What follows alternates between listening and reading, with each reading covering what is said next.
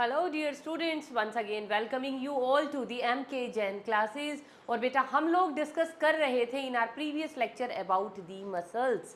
और मसल्स में हम लोगों ने अभी तक डिस्कस कर लिया है about the smooth the skeletal muscles. Skeletal muscles हम लोगों ने बेटा पढ़ ली थी कि इनको हम स्ट्राइटेड मसल्स बोलते हैं। और स्ट्राइटेड मसल इनको क्यों बोलते हैं, इनका एनाटॉमिकल डायग्राम हमने पढ़ लिया था।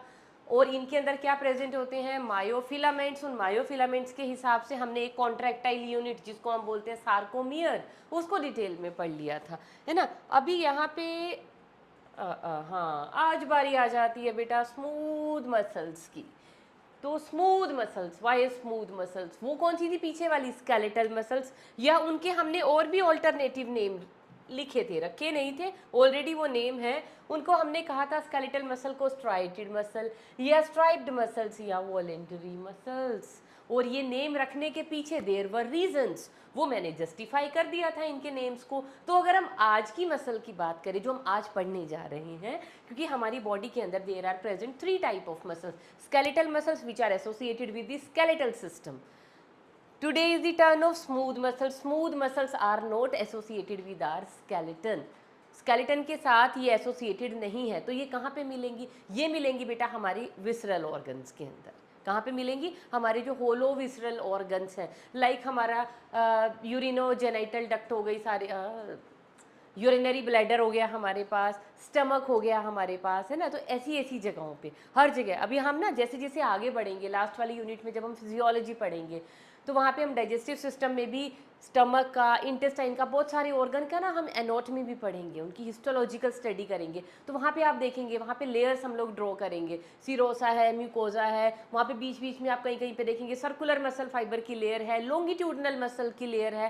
तो ये सर्कुलर लॉन्गिट्यूडनल मसल कौन सी होती हैं, ये स्मूथ मसल्स ही होती हैं। तो स्मूथ मसल्स को हम और क्या बोलते हैं बेटा, these are associated, these are not associated with the skeletal, instead these are associated with the visceral organs. किसके साथ एसोसिएटेड है बेटा, विसरल ऑर्गन्स। और कौन से विसरल ऑर्गन, होलो विसरल ऑर्गन्स। उसके अलावा बेटा इनके कुछ ऑल्टरनेटिव नेम भी हैं। इन मसल्स को हम क्या बोलते हैं, स्मूथ है तो इनको हम बोलते हैं नॉन स्ट्राइटेड, क्योंकि इनके ऊपर स्ट्राइशंस नहीं है इसलिए हम इनको बोलते हैं स्मूथ मसल। वहाँ पे स्ट्राइशंस थी, बेंडिंग पैटर्न था, ए आई बैंड्स हमें दिखाई दे रहे थे। A I means light band, dark band. Light कौन सा था, आई वाला। डार्क बैंड कौन सा था, ए वाला। याद कैसे रखेंगे मैम, हम तो कंफ्यूज हो जाएंगे।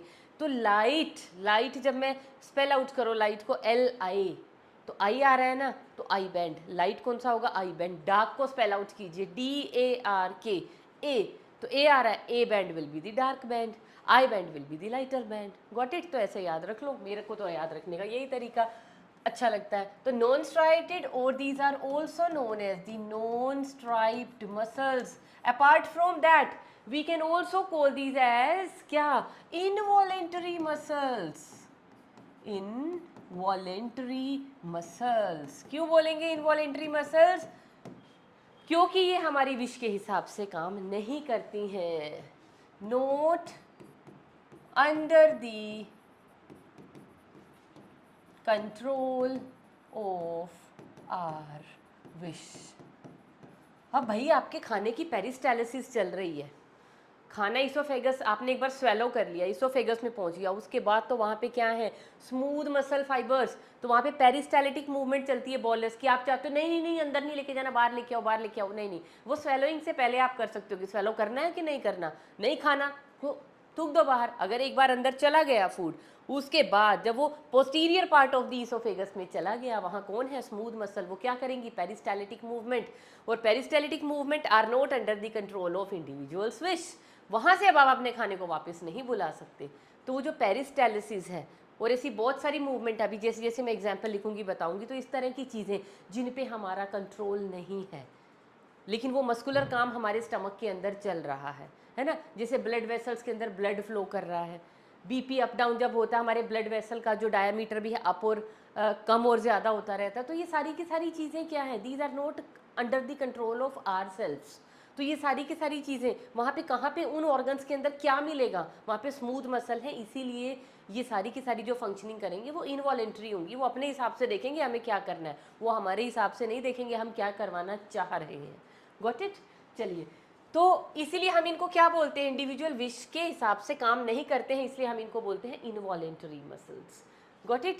अब बेटा आ जाते हैं इनका शेप और साइज कैसा है। देखो, हम एक कंपैरेटिव अकाउंट भी लिखने की कोशिश करेंगे एट दी एंड, लेकिन हम चलेंगे उसी हिसाब से जैसे हमने इसको डिफाइन किया था। ये कहाँ पे मिलती थी? एसोसिएटेड विद द एंडोस्केलेटन, हमने लिखा अब वाली विसरा के साथ। अंडर द कंट्रोल ऑफ आर्विल, ये नहीं है, इनवॉलेंटरी है। फिर इनका कैसी देखने में थी? स्ट्राइशन या बेंडिंग पैटर्न प्रेजेंट है, वो क्या है? हमारे वाली जो आज वाली मसल है, तो यहाँ पे हम लिख लेंगे स्ट्राइशंस और बेंडिंग पैटर्न्स आर एब्सेंट। किसी भी तरह की कोई स्ट्राइशंस नहीं दिखती, इस वजह से ही तो बेटा इनका नेम पड़ा स्मूथ मसल्स। अगर किसी भी तरह का बेंडिंग पैटर्न होता फिर हम इनको क्या बोलते? Striated muscles. अब देखिए इनकी इंडिविजुअल सेल कैसी होती है। सेल को हम क्या बोलते हैं? बताया था ना, मसल फाइबर बोलते हैं। तो इनके सेल कैसे होंगे? पीछे वाले जो हमने पढ़े थे स्केलेटल मसल कैसे थे? इलोंगेटेड थे बट अनब्रांच थे। लेकिन न्यूक्लियस कैसे थे? मल्टी न्यूक्लिएटेड थे, और न्यूक्लियस कहाँ पे अरेंज थे? Toward the periphery. यहाँ पे कैसी होगी बेटा? जो मसल सेल होगी, मसल सेल या जिसको हम बोलते हैं मसल फाइबर, कैसा होगा? Spindle shaped. स्पिंडल शेप का मतलब समझते हो? कैसा होगा मसल फाइबर? ऐसा। और बीच में क्या प्रेजेंट होगा? इसके एक न्यूक्लियस प्रेजेंट होगा। तो सेल कैसा होगा? Muscle cell, it will be uni nucleate. ठीक है, स्पिंडल शेप का मीनिंग समझ गए ना? लिख भी देखिए यहाँ पे, tapering towards both the ends. दोनों एंड्स पे कैसा है? टेपर्ड है, पतला है, नैरो है, और बीच में से कैसे है? कंपैरेटिवली ब्रॉड है। कैसी है? क्या ये मसल्स ब्रांच्ड है? No, never, unbranched muscles. कैसी है ये मसल्स? देखने में अनब्रांच्ड मसल है। क्या ब्लड सप्लाई है? अरे ब्लड सप्लाई का पॉइंट में भी हमने स्केलेटल मसल में भी मिस कर दिया था। तो बेटा यहाँ पे आप लिख लीजिए, ऐड कर लीजिए, richly supplied by blood, richly supplied by blood. यहाँ पे ब्लड की बहुत अच्छी तरह से सप्लाई है। नर्व भी प्रेजेंट है साथ में। क्या है? नर्व्स आर ऑल्सो प्रेजेंट, मतलब इनरवेटेड बाय नर्व, नर्व्स भी प्रेजेंट है। तभी तो सारी सेंसेशन हमें पता चलता है ना, हमारी ये मसल पेन कर रही है, हमें यहाँ मसल फटीग हुआ है, क्या हुआ, वो सारी सेंसेशन किसकी वजह से? क्योंकि नर्व भी प्रेजेंट है अभी। लेकिन जो अब वाला टिश्यू है, जो हम आज स्मूथ मसल्स पढ़ रहे हैं बेटा, यहाँ पे क्या है? Blood supply is very scanty blood supply, मतलब बहुत भर भर के ऐसे नहीं है बड़े ब्लड वेसल है, ठीक है, काम चलाने के लिए ब्लड वेसल थोड़े बहुत हैं, तो उसको हम क्या बोलते हैं? स्केंटी ब्लड सप्लाई यहाँ पे प्रेजेंट है।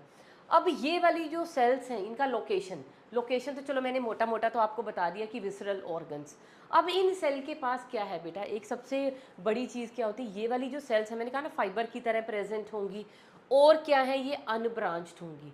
तो ये अलग अलग, जैसे ये एक फाइबर हो गया, ये एक फाइबर हो गया, इसके साथ ये ऐसे जुड़ के ही क्या बना देती हैं बेटा? ये वाली सेल्स ऐसे, ये पूरा का पूरा क्या बन जाएगा? एक ऐसे मसल का पूरा बंडल बनता है। यहाँ पे भी, वहाँ पे कैसी थी? इलोंगेटेड मसल फाइबर का एक बंडल बनता रहा, जिसको मसल फेसिकुलाई कहा था। यहाँ पे भी ऐसे ही बनता है, लेकिन वहाँ पे वो जो मसल फाइबर थे या मसल की सेल थी, कहाँ पे? स्केलेटल मसल में। वहाँ पे जो प्लाज्मा मेम्ब्रेन थी उसको हमने कहा था सार्कोलेमा। यहाँ पे हम प्लाज्मा मेम्ब्रेन को सार्कोलेमा नहीं कहेंगे। तो प्लाज्मा मेम्ब्रेन इज प्रेजेंट। क्या है बेटा? सार्कोलेमा नहीं है प्रेजेंट, प्लाज्मा मेम्ब्रेन ही उसको हम बोलेंगे, plasma membrane instead of sarcolemma. उसके अलावा ये किसी भी कनेक्टिव टिश्यू के साथ जो है कवर्ड ओवर नहीं है, कनेक्टिव टिश्यू की यहाँ पे प्रेजेंस नहीं है। तो कि कहाँ पे कुछ तो बात समझ आनी शुरू हो गई।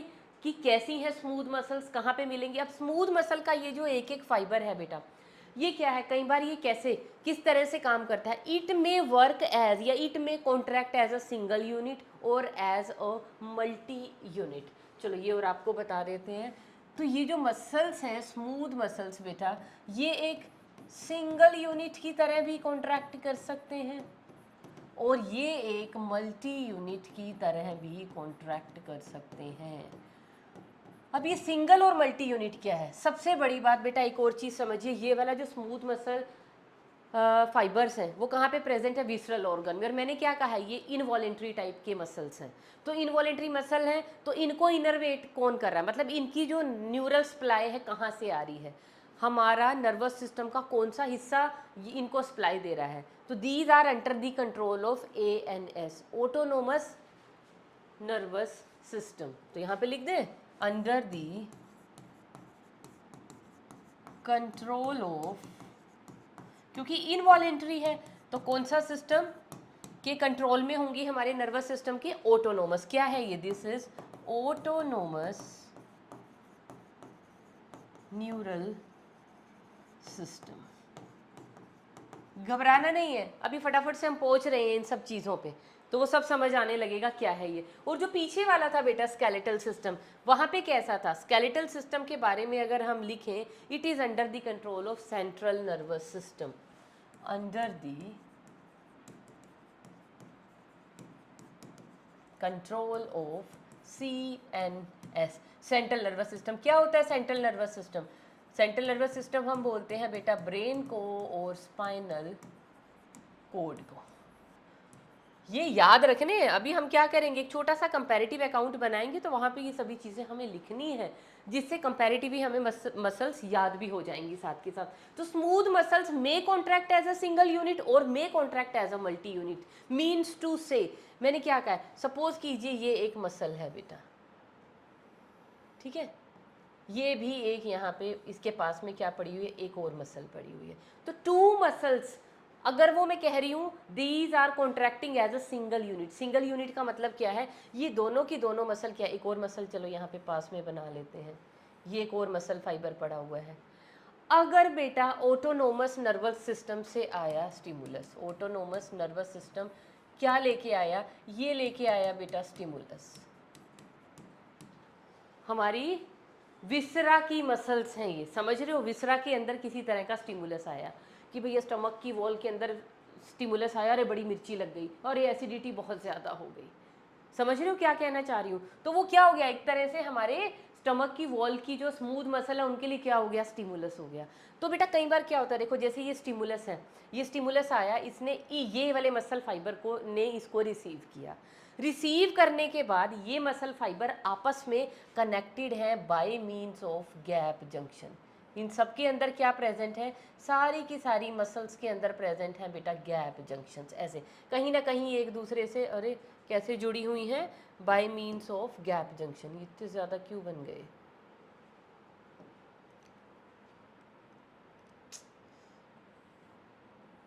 तो सारी की सारी मसल एक दूसरे से कैसे अटैच्ड हैं, बाय मीन्स ऑफ, इनको मैं क्या नेम दे दूं, इनको हम लिख लेते हैं गैप जंक्शंस। तो सारी मसल्स कैसे कनेक्टेड हैं, सारे मसल फाइबर कनेक्टेड हैं by means of gap junctions. तो एक मसल फाइबर के पास जब स्टिमुलस आएगा तो बस एक ने रिसीव किया, बाकी को अलग अलग स्टिमुलस पहुंचाने की जरूरत नहीं है, क्योंकि all the muscle fibres are connected by means of gap junctions. तो गैप जंक्शन के थ्रू ये स्टिमुलस इसके पास भी चला जाएगा, ये स्टिमुलस ये इसके पास भी भेज देगी, ये इसके पास भी, और जितनी ये आपस में कनेक्टेड होंगी। तो गैप जंक्शन से जब मसल सेल्स आपस में कनेक्टेड हैं, स्मूथ मसल सेल, तो एक फाइबर के पास भी अगर स्टिमुलस आया ना वो सबको मिल जाएगा एट ए टाइम पे। तो सारी, अब स्टिमुलस आया, स्टिमुलस आने का मतलब क्या है, ये सारी की सारी मसल सब क्या करेंगी, भैया कॉन्ट्रैक्ट हो जाओ, आपको काम शुरू करना है, तो कॉन्ट्रैक्ट होना है। अब जैसे फूड बोलस आया, मैंने कहा ना ईसोफेगस का जो बेटा नीचे का पार्ट होता है, posterior part of the oesophagus, oesophagus समझते हो ना, फूड पाइप के बारे में बात कर रही हूँ। तो ऊपर का जो पार्ट होता है it is made up of skeletal muscles, जो नीचे का स्टमक की तरफ का जो ईसोफेगस का पार्ट होता है, ये अगर फूड पाइप है, इसका बेटा ऊपर वाला पाइप पार्ट बना हुआ है स्केलेटल मसल का, और नीचे वाला जो 2/3 पार्ट है वो बना हुआ है बेटा स्मूथ मसल्स का। अब सपोज कीजिए फूड का बोलस आया, यहाँ से हमने स्वेलो कर लिया, फूड का बोलस यहाँ पहुँच गया, यहाँ आने के बाद स्मूथ मसल्स की पेरिस्टालिटिक मूवमेंट जो है ऐसे ऐसे ऐसे ऐसे शुरू हो जाती हैं और उस बोलस को नीचे ले जाती हैं। तो बोलस क्या आ गया, इन स्मूथ मसल के फाइबर के लिए क्या आ गया, एक तरह का स्टिमुलस कि भैया अब हमें काम पे लगना है, हमें कॉन्ट्रैक्ट रिलैक्स होना है। और इस बोलस को कॉन्ट्रैक्ट रिलैक्स होने का मतलब क्या है, वो पेरिस्टालिटिक मूवमेंट कर रही है तभी तो कॉन्ट्रैक्ट रिलैक्स होंगी ना। और उनको कैसे पता आप कॉन्ट्रैक्ट करना है या पेरिस्टालिसिस दिखाना है, क्योंकि उनके पास स्टिमुलस आ गया in the form of food bolus. तो फूड बोलस जैसे जैसे नीचे जाएगा स्मूथ मसल्स क्या करती रहेंगी, पेरिस्टालिटिक मूवमेंट। पेरिस्टालिटिक मूवमेंट वो क्यों शो कर पा रही हैं, क्योंकि उनके पास क्या है, कॉन्ट्रैक्टिबिलिटी। वो कॉन्ट्रैक्ट होंगी रिलैक्स होंगी, कॉन्ट्रैक्ट होंगी रिलैक्स होंगी। तो कैसे पता चला, जब फूड बोलस आया तो उसका स्टिमुलस कहाँ पे पता चला, स्मूथ मसल फाइबर्स को। अब क्या पता उनके पास रिसीव हो गया स्टिमुलस, और उसने स्टिमुलस किसको दे दिया, to the other muscles also. तो एक ही स्टिमुलस आया और सब में क्या हो गया, डिस्ट्रीब्यूट हो गया। इसको हम क्या बोलते हैं, all the muscle will contract as a single unit. मैं लिख भी देती हूँ, all the muscle fibres, bracket में लिख लीजिए, which are connected bye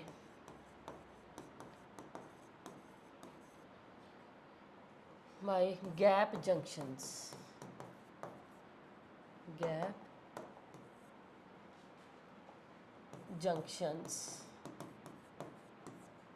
will contract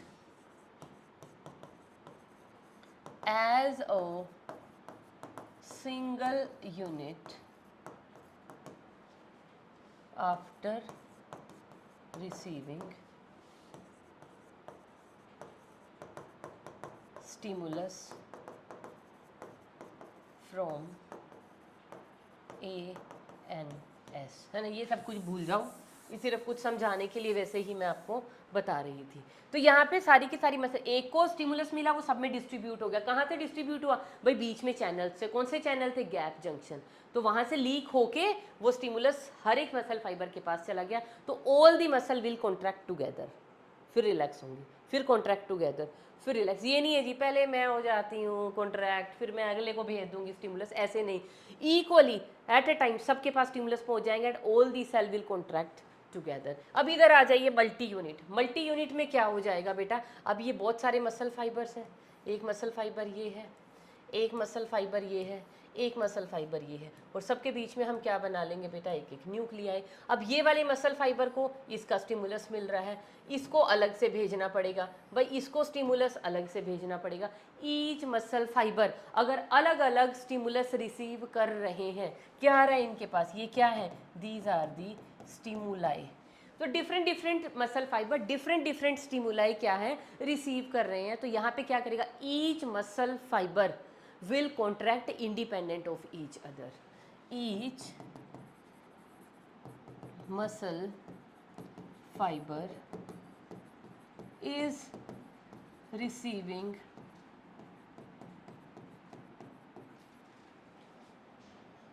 a specific stimulus separately, so these fibers will contract independently।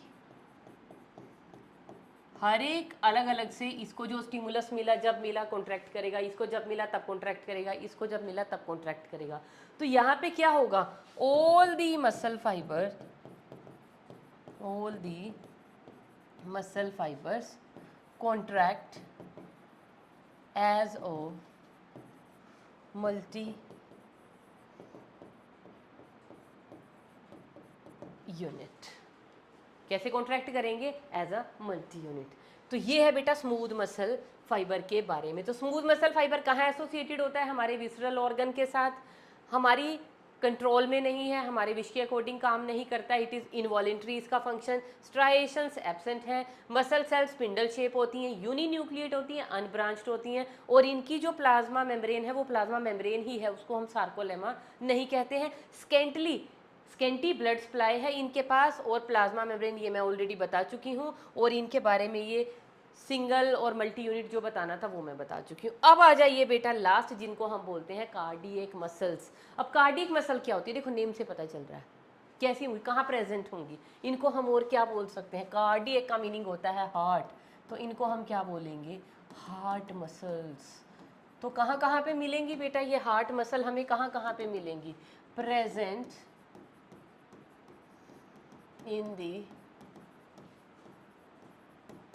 Walls of heart, और इसके अलावा कहाँ पे मिलेंगी, लार्ज ब्लड वेसल्स।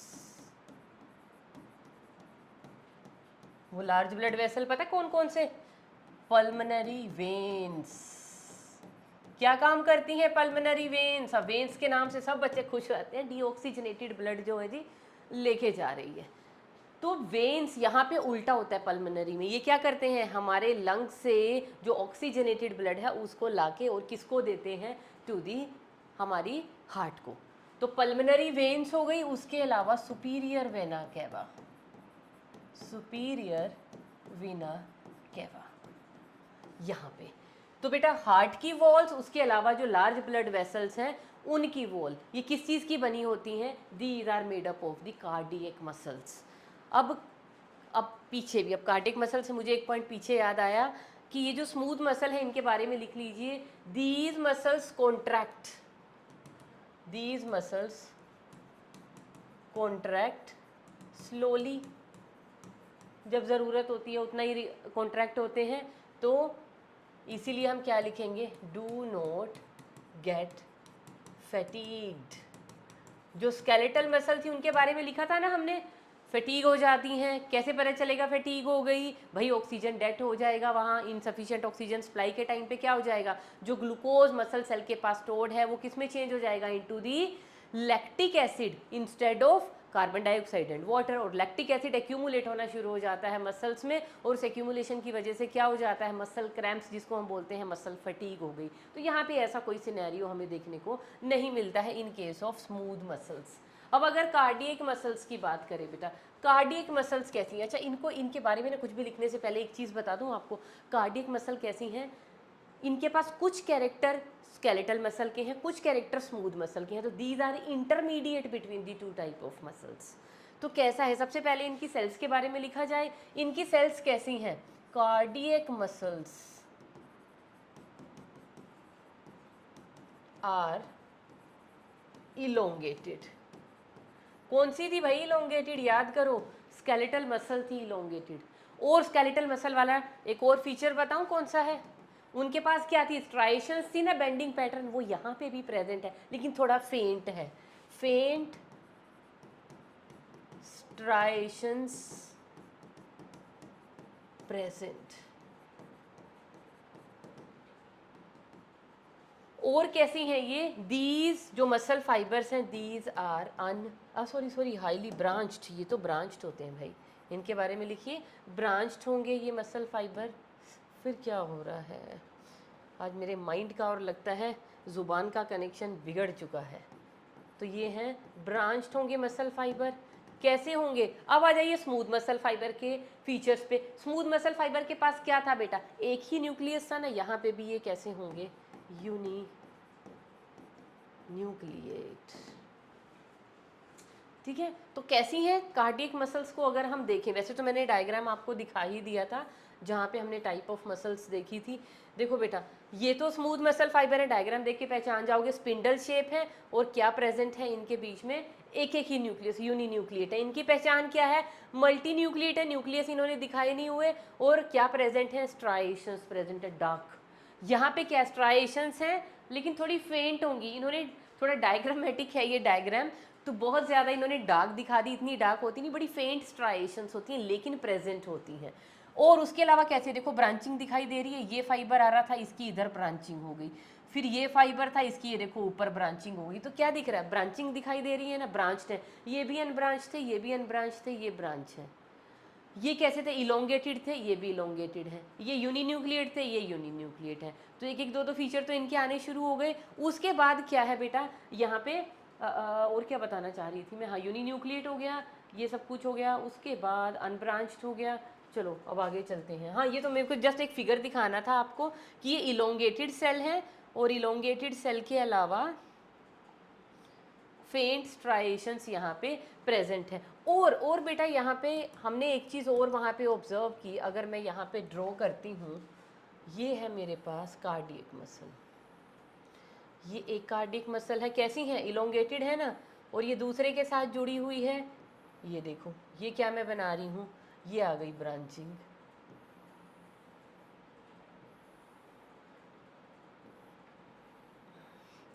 ये इस तरह से ये आपको डायग्राम दिखाई दे रहा था ना, ये लो, ये क्या बन गई, कार्डियक मसल्स। और कार्डियक मसल कैसी हैं, अब इनके बीच में ना हमें स्ट्राइएशंस तो दिख रही हैं, लेकिन स्ट्राइएशंस के अलावा ना बेटा ऐसी ऐसी ना कुछ डिस्क लाइक स्ट्रक्चर्स भी वहाँ प्रेजेंट थे। अभी दिखा देती हूँ, पहले हम अपने ड्रॉ कर लेते हैं। तो पहली बात तो ये जो एक फाइबर है, ये इलोंगेटेड दूसरा फाइबर है, ये एक दूसरे के साथ जुड़े कैसे हुए, इस स्ट्रक्चर को हम क्या बोलते हैं, इस स्ट्रक्चर को हम बोलते हैं बेटा ओब्लिक ब्रिज। तो ओब्लिक ब्रिज आर प्रेजेंट, या आप लिख सकते हो two cardiac muscle fibre are connected by means of oblique bridges. तो क्या करते हैं, ये कनेक्शन का काम करते हैं, कनेक्शन का, टू मसल फाइबर आपस में कनेक्टेड हैं by means of oblique bridges. एक तो ये फीचर दिखाई दे रहा है। और हर एक सेल जो है दैट इज यूनिन्यूक्लिएट, वो तो हमें बनाना ही पड़ेगा। ये लो, हर सेल क्या है, हर एक के पास सिर्फ एक एक ही न्यूक्लियाई प्रेजेंट है, सारी की सारी सेल यूनिन्यूक्लिएट बनाई हैं। और क्या प्रेजेंट है बेटा यहाँ पे, थोड़ा सा बना ही लेते हैं, फॉर्मेलिटी अगर करने लगे। हल्के हल्के हल्के हल्के क्या दिख रहे हैं, बहुत फेंट सा हमें बेंडिंग पैटर्न भी दिखाई दे रहा है, बहुत फेंट, लाइट एंड डार्क बैंड्स का फेंट बेंडिंग पैटर्न दिखाई दे रहा है। और उस बेंडिंग पैटर्न के अलावा भी हमें कुछ, देखो येलो कलर के मैंने कुछ सॉलिड लाइंस बनाए हैं, जिसकी वजह से ये फाइबर्स जो हैं कैसे दिख रहे हैं, in the form of a compartment. ठीक है, ये मैं कंप्लीट नहीं करी, ये वाले मैं किसकी बात कर रही हूँ, ये वाले, ये कुछ सेप्टा प्रेजेंट है, या कुछ डिस्क लाइक सेप्टा हम इनको बोल सकते हैं। और ये सेप्टा क्या है, देखो यहाँ पे इस डायग्राम के अंदर भी देखिए, ये हमारी एनसीईआरटी का डायग्राम है, ये डार्क ब्लैक कलर के आपको ये दिखाई दे रहे हैं, ये क्या है, बाकी तो स्ट्राइएशंस हैं, हर एक के बीच में क्या है, एक एक न्यूक्लियाई प्रेजेंट है। और ये क्या प्रेजेंट है, इनको हम क्या बोलते हैं, these are the intercalated disc. आपको डायग्राम के अंदर दिख गए तो अपने डायग्राम के अंदर हम इनको लेबल कर लेते हैं। ये स्ट्रक्चर्स क्या हैं, इन स्ट्रक्चर को हम क्या बोलेंगे, these are known as the intercalated discs. क्या बोलेंगे हम इनको, इंटरकैलेटेड डिस्क्स। और ये इनकी प्रेजेंस जो है ना बेटा, इनको, इनका रोल जो है बहुत इंपॉर्टेंट बना देती है। अभी मैं बताऊंगी कैसे। तो इंटरकैलेटेड डिस्क प्रेजेंट है, यूनिन्यूक्लिएट है, और ये क्या है, these are the faint striations. Striations है, बेंडिंग पैटर्न है, लेकिन बहुत हल्का, इसलिए मैंने क्या लिखा है, फेंट लिखा है। सब कुछ हमने लिख लिया, ऑब्लिक सेप्टा हमने बना लिया। अब ये इंटरकैलेटेड डिस्क, और एक और प्रॉपर्टी यहाँ पे मैं आपको बताती हूँ। सबसे पहले तो हम क्या लिखेंगे, ब्लड सप्लाई के बारे में, रिचली सप्लाइड बाय ब्लड। ये वाले जो मसल फाइबर है ना भाई, रिच ब्लड सप्लाई होनी चाहिए। पता है कहाँ प्रेजेंट है, हार्ट हमेशा बिना थके पंपिंग करता रहता, अगर वो थक गया तो हम थक गए, आपको पता ही है, काम खत्म हो जाएगा। तो हार्ट 24/7 उसे चलना ही चलना है, चलना ही चलना। हम सबको पता, हम सो रहे हैं तब वो चलेगा, खा रहे हैं, भाग रहे हैं, हार्ट को तो काम पे लगे रहना है। तो लगे रहना है तो कॉन्टीन्यूसली वहाँ पे न्यूट्रिएंट्स की और गैसियस एक्सचेंज की ज़रूरत पड़ेगी। तो रिचली सप्लाई ब्लड की वहाँ पे हमेशा चाहिए। वो ब्लड को पंप कर रहा है, लेकिन उसकी वॉल की मसल को भी तो ब्लड चाहिए, तो खुद से थोड़ी खींच लेगा वो। तो वहाँ पे क्या देनी पड़ेगी, हार्ट को ब्लड सप्लाई, वहाँ पे अपनी मसल्स को भी देनी पड़ेगी। इसके अलावा बेटा क्या है, ये किसके कंट्रोल में है, under the control of CNS central nervous system plus ANS autonomic nervous system, दोनों के कंट्रोल में है। और सारी की सारी मसल कैसी हैं, इनवॉलेंटरी। क्या हार्ट की मसल को आप कंट्रोल कर सकते हो, नहीं कर सकते कि भैया आप मत धड़क, ऐसा हो सकता है? या किसी को देख के बड़ी ज़ोर ज़ोर से धड़क रहा है और आप कहें अरे भैया रुक जा, इतनी ज़ोर के मत धड़क, नहीं, जिसको देख के धड़केगा धड़केगा। और जब रुकना होगा तो रुक गया, बस फिर हम भी रुक गए। तो कैसा है इनका काम, इनवॉलेंटरी है, आप चाहे ना चाहे दिल तो धड़कता ही रहेगा, ठीक है। अब ये जो फंक्शन है, अब इसके अलावा एक बड़ी मोटी सी प्रॉपर्टी है जिसको हम क्या बोलते हैं, हार्ट की मसल के अंदर एक और प्रॉपर्टी होती है बेटा जिसको हम बोलते हैं ओटो रिदमिसिटी। ये बड़ी इंपॉर्टेंट प्रॉपर्टी है हार्ट की, लिख लीजिए फटाफट से। हार्ट के पास क्या होती है, ओटो रिदमिसिटी। ओटो रिदमिसिटी का मतलब क्या है, ओटो एक्साइटेशन। आप स्मूथ मसल की तरफ देखिए, जब मैं आपको समझा रही थी as a single unit contract करेंगे या मल्टी यूनिट, इनको कॉन्ट्रैक्ट होने के लिए मतलब एक्साइट होने के लिए स्टिमुलस कहीं बाहर से मिल रहा था, तब ये जाके एक्साइट हो रही थी। एक्साइट होने का मतलब क्या है, कॉन्ट्रैक्ट करना शुरू हुई या रिलैक्स होना शुरू, जो भी कॉन्ट्रैक्शन इनके अंदर स्टार्ट हुई, कॉन्ट्रैक्शन किसकी वजह से है, इनकी एक्साइटेशन। एक्साइटेशन किस वजह से होती है, due to action potential. Action potential कहाँ से आता है, फ्रॉम दी स्टिमुलस। तो मैं इतनी ज़्यादा टेक्निकल चीज़ों में नहीं जा रही क्योंकि आपको अभी ये चीज़ें पता नहीं, तो बड़ी सिंपल भाषा में मैं क्या बोल रही हूँ कि मसल फाइबर जो ये कॉन्ट्रैक्ट हो रहा है, कॉन्ट्रैक्ट होने का मतलब क्या है, ये इसमें एक्साइटेशन आ गई। तो वह एक्साइटेशन कहाँ से आई है, स्टिमुलस कहाँ से आया है, बाहर से। तो कभी स्टिमुलस आएगा तो ये कॉन्ट्रैक्ट करेंगी, मतलब तब ये एक्साइट होंगी। लेकिन अगर मैं हार्ट की बात करूँ, हार्ट को क्या कहीं बाहर से स्टिमुलस आता कि भैया चल अब तू काम करना शुरू कर, चल अब स्टिमुलस मिसिंग है अब हमें काम नहीं करना। नहीं, हार्ट की मसल्स जो हैं बेटा उनके पास है ओटो रिदमिसिटी, वो ओटो एक्साइटेशन जनरेट करती हैं। वो जब हार्ट हमारा पंप करता है तो उन मसल्स के लिए कहीं से सिग्नल नहीं आ रहा है कि भैया यहाँ से सिग्नल लाएंगे, यहाँ से सिर्फ तभी तुम्हें कॉन्ट्रैक्ट करना, और वो सिग्नल किसी तरह मिसिंग है तो काम खत्म। हार्ट की सेल क्या होती हैं, इनके पास होती है ओटो रिदमिसिटी, ओटो एक्साइटेशन है जिसको हम बोलते हैं सेल्फ एक्साइटेशन की प्रॉपर्टी। होप आप समझ गए हैं, नहीं भी समझ गए तो अभी चैप्टर हमारा आ ही रहा है। तो ये ओटो रिदमिसिटी कहाँ पे हेल्प करती है, ये जो कहीं ना कहीं इसका लेना देना होता है बेटा इंटरकैलेटेड डिस्क के साथ भी। अब ये इंटरकैलेटेड डिस्क एक्चुअल में है क्या, इंटरकैलेटेड डिस्क के बारे में चलो मैं यहाँ पे बता देती हूँ आपको। इंटरकैलेटेड डिस्क्स, हमने तो एक डिस्क की फॉर्म में, सेप्टा की फॉर्म में इसको बना दिया था ना। एक्चुअल में क्या होता है, इसके अंदर दो चीज़ें होती हैं, एक तो होता है डेस्मोसोम और एक इसके अंदर प्रेजेंट होते हैं गैप जंक्शन। तो अगर मैं एक कार्डियक सेल बनाऊं, है ना, ऐसे दिखा देती हूँ मैं, अगर ये है मेरे पास एक कार्डियक सेल, ये एक इंटरकैलेटेड डिस्क है, और ये मेरे पास दूसरी सेल आ गई, उसकी इंटरकैलेटेड डिस्क है। तो बेटा दोनों के बीच में क्या प्रेजेंट है, एक तो मैंने बना दी है ये गैप जंक्शन। गैप जंक्शन हमने बनाए थे ना कनेक्सिन प्रोटीन्स के, तो यहाँ पे क्या क्या चीज़ें प्रेजेंट है देखिए। एक तो यहाँ पे प्रेजेंट होंगे ये कनेक्सिन प्रोटीन, और इन कनेक्सिन प्रोटीन की वजह से क्या हो गया, ये बन गया गैप जंक्शन। इसको तो हम क्या बोलेंगे सारे को, this is known as a gap junction. और अगर आपको डेस्मोसोम याद हो, डेस्मोसोम कैसा था, डेस्मोसोम, डेस्मोसोम का काम क्या होता है, दो सेल्स की प्लाज्मा मेम्ब्रेन को टाइटली ऐसे पकड़ के रखना। तो उसके लिए क्या होता था, यहाँ पे प्लाक बन जाते थे, यहाँ पे प्लाक प्रेजेंट थे, यहाँ पे प्लाक प्रेजेंट थे, वहाँ से और क्या निकल रही थी, प्रोटीन्स की टोनोफिब्रिल्स, या जिनको हम मायोफिब्रिल्स बोलते हैं, और बीच में भी क्या प्रेजेंट थे, डिफरेंट टाइप के इंटरसेलुलर प्रोटीन्स। इस तरह का स्ट्रक्चर हमने डेस्मोसोम का पढ़ा था, नहीं भी याद तो पीछे थोड़े से पेज पलटो, किसमें, एपिथेलियल टिश्यू में मैंने आपको गैप जंक्शन या स्पेशलाइज जंक्शन पढ़ाए थे, वहाँ पे पढ़ो। तो गैप जंक्शन है, और ये वाला सारा क्या है, डेस्मोसोम। ठीक है, क्या था ये, जोना अधेरेंस, क्या बोलते हैं इसको, जोना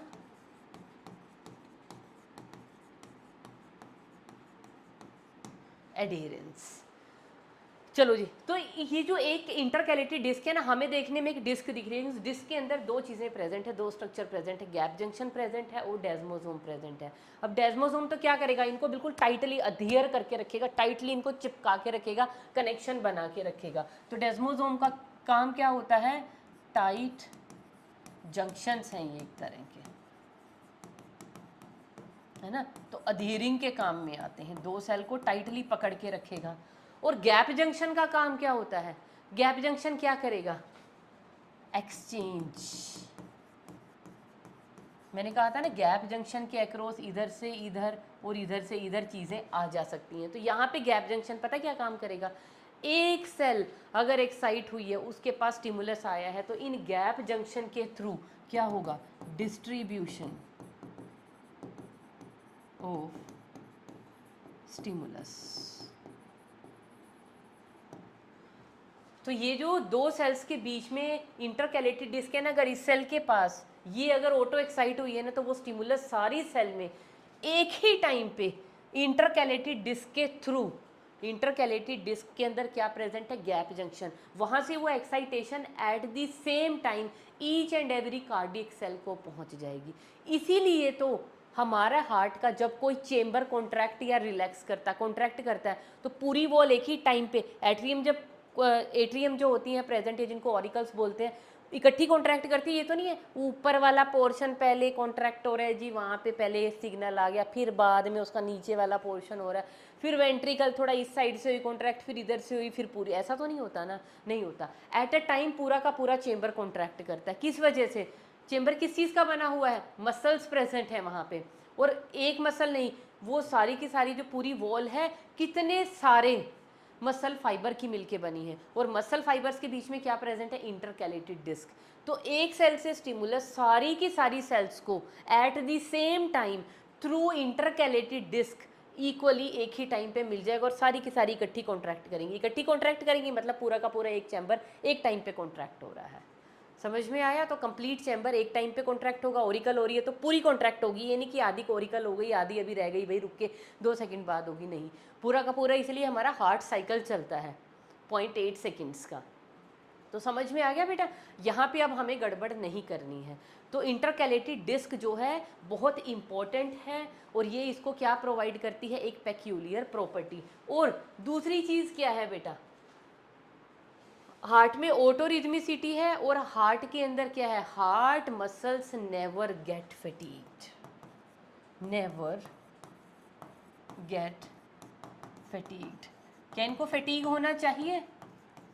अगर भैया हार्ट की मसल्स काम करते करते फैटीग हो गई ना बेटा, तो क्या हो जाएंगी, फैटीग हुई मसल, हार्ट ने काम करना रोक दिया, और हार्ट जब रुकता है तो आप सबको पता है क्या होता है। और ऑटोरिथमिसिटी का एक एग्जांपल मैं देती हूँ। जैसे कई बार क्या होता है, हार्ट को कहते हैं ना 24 आवर्स तक हम बॉडी से बाहर रखेंगे तो वो धड़कता रहेगा, कुछ नहीं जल्दी से भी, मतलब है ना, विदिन 24 आवर्स। जैसे हमें कहीं पे ट्रांसपोर्टेशन करानी है, किसी को हमें हार्ट डोनेट करना है, किसी एक्सीडेंट में डेथ हो गई लेकिन उसका हार्ट अभी अलाइव है, या कोई पर्सन कोमा में है, अब वो जिएगा नहीं, या वेंटिलेटर पे है, लेकिन कोई इस हार्ट की वजह से जी सकता है, तो हम ट्रांसपोर्टेशन कराते हैं ना, ग्रीन कॉरिडोर बनाते हैं, उसके थ्रू फिर वो जाता है हार्ट, उसको लेके जाया जाता है, तो वो उस टाइम पे भी धड़कता रहता। क्यों? क्योंकि हार्ट की सेल्स के अंदर, हार्ट की वॉल की जो सेल्स हैं, कार्डियक मसल, उनके अंदर क्या होती है, ऑटोरिथमिसिटी। तो उनको कहीं बाहर से स्टिमुलस की मतलब ज़रूरत नहीं है, वो अपना स्टिमुलस खुद जनरेट कर सकती हैं, और 24 आवर तक वो खुद धड़कता रह सकता है। बस विदिन 24 आवर इसको किसी और की बॉडी में फिट कर दो, बस वहाँ से उसको जो है पेस मेकर से और सब चीज़ों से उसको क्या मिलता रहेगा, कॉन्ट्रैक्शन के लिए स्टिमुलस। समझ आ गया? तो ये थी बेटा हमारे पास कार्डियक मसल। तो स्केलेटल मसल, कार्डियक मसल और स्मूथ मसल्स। अब स्मूथ मसल में ना शायद मैं क्या भूल गई, मैंने आपको लोकेशंस नहीं लिखवाई। स्मूथ मसल्स कहाँ कहाँ पे मिलेंगी? विसरल ऑर्गन्स में तो मिले ही मिलेंगी, उसके अलावा हमें कहाँ पे मिलेंगी? आइरिस एंड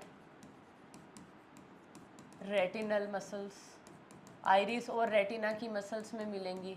हमारी जो एरेक्टर पिलाई मसल्स होती हैं, क्या होती है एरेक्टर पिलाई मसल, पता है ना कहाँ? हमारे हेयर का जो फॉलिकल होता है, अगर हमारी स्कैल्प की हम डर्मिस का एक सेक्शन देखें ना, हेयर स्कैल्प की डर्मिस का, तो वहाँ पे हमें एरेक्टर पिलाई मसल्स मिलेंगी। वो मसल मतलब हमारे हेयर फॉलिकल की के पास हमें ये एरेक्टर पिलाई मसल बनती है, जिसकी वजह से हमारा हेयर जो है ऐसे एकदम से स्टिफ हो जाता है। जैसे ये है ना हमारे, जिनको हम रुएं बोलते हैं, गूज बम्प्स हो गए, तो वो किस वजह से होते हैं? उनके नीचे क्या प्रेजेंट होती हैं? एरेक्टर पिलाई मसल्स, वो मसल्स हैं ये। और आई की, आइरिस की और रेटिना की मसल। उसके अलावा विसरल ऑर्गन्स का तो आपको पता ही है। I am talking about urinary bladder, I am talking about stomach, I am talking about the uterus. तो ये सभी की सभी चीज़ें किस में आ जाएंगी? विसरल ऑर्गन में। तो ये हो गई बेटा इनकी लोकेशन के बारे में बात। तो अब हम फटाफट से क्या करते हैं, थोड़ी सी चुस्ती दिखाते हैं और हम एक क्या काम करते हैं, इसको ईजिली पढ़ने के लिए हम इनको फटाफट से एक छोटा सा डिफरेंस का टेबल बना लेते हैं। तो यहाँ पे है बेटा मेरे पास स्केलेटल मसल्स। फटाफट से जितनी हमने मसल्स अलग अलग पढ़ी है ना, अभी ये सब जुड़ जाएंगी। और इधर क्या आ जाएंगी मेरे पास, स्मूथ मसल्स, क्योंकि एक आध पॉइंट अगर किसी में रह भी गया होगा तो वो यहाँ पे कवर अप हो जाएगा।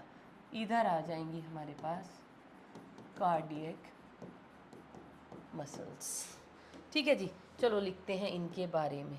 हाँ जी, कहाँ पे मिलती हैं ये वाली muscles, limbs. Associated with the limbs लिखने की बजाय आप लिख लीजिए एसोसिएटेड विद स्केलेटन। ये किसके साथ एसोसिएटेड है, एसोसिएटेड विद विसरल ऑर्गन्स।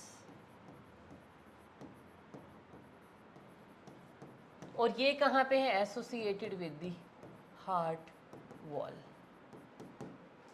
उसके अलावा ये कैसी हैं, स्ट्राइटेड।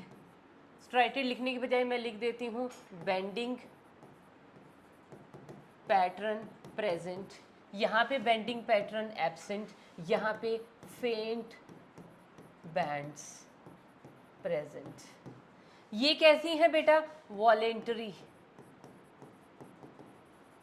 ये मसल्स कैसी हैं, इनवॉलेंटरी। और ये वाली कैसी हैं, ये भी हैं इनवॉलेंटरी। सेल्स कैसी हैं, इलोंगेटेड और अनब्रांच्ड। यहाँ पे सेल्स कैसी हैं, स्पिंडल शेप्ड बट अनब्रांच्ड। यहाँ पे कैसी हैं, इलोंगेटेड बट इलोंगेटेड कह लो या जिनको हम सिलेंड्रिकल बोलते हैं, एंड ब्रांच्ड। और क्या है भाई, यहाँ पे क्या प्रेजेंट है, ये कंडीशन होती है यहाँ पे मल्टी न्यूक्लिएट। यहाँ पे मसल फाइबर कैसा होता है, यूनी न्यूक्लिएट। यहाँ पे भी मसल फाइबर कैसा होगा, यूनी न्यूक्लिएट। ठीक है, यहाँ पे क्या प्रेजेंट होंगे, intercalated disc and oblique septa. यहीं इस पे लिख देते हैं ओब्लिक सेप्टा, और साथ में इंटरकैलेटेड डिस्क्स यहाँ पे प्रेजेंट है ना। यहाँ पे एब्सेंट है, यहाँ पे भी एब्सेंट है। ब्लड सप्लाई कैसी है, हाईली वेस्क्यूलर। ये वाली मसल्स कैसी हैं, हाईली वेस्क्यूलर। यहाँ पे क्या होगी, स्केंटी वेस्क्यूलराइजेशन, मतलब note that much richly supplied by the blood. और यहाँ पे तो होनी ही चाहिए भाई हाईली वेस्क्यूलर। उसके बाद फैटीग की अगर बात करें, गेट फैटीग्ड, गेट और स्पेलिंग्स, गेट फैटीग्ड। ये वाली do not get fatigued, and what about these, never get fatigued. Never लिखना ज़रूर, क्योंकि हार्ट मसल्स की बात हो रही है बेटा। Never get fatigued. उसके अलावा यहाँ पे जो प्लाज्मा मेम्ब्रेन होती है बेटा, उस प्लाज्मा मेम्ब्रेन को हम क्या बोलते हैं, यहाँ वाली प्लाज्मा मेम्ब्रेन को हम लोग बोलते हैं सार्कोलेमा। यहाँ पे जो प्लाज्मा मेम्ब्रेन है दैट इज सार्कोलेमा। यहाँ पे जो प्लाज्मा मेम्ब्रेन है उसको हम कहेंगे सिंपली प्लाज्मा मेम्ब्रेन। और यहाँ पे जो प्लाज्मा मेम्ब्रेन है अगेन हम उसको क्या बोलते हैं, सार्कोलेमा। और बाकी अगर कोई और पॉइंट कुछ हमारा आपको लगता है मिस होता है और हम लोगों ने पढ़ लिया तो उसको आप खुद इस टेबल के अंदर डाल सकते हैं। तो फटाफट से देखो, हमने एक कंपैरेटिव अकाउंट भी बना लिया तीनों टाइप का मसल, और जहाँ पे ये सभी का सभी हमारा टॉपिक जुड़ भी गया है।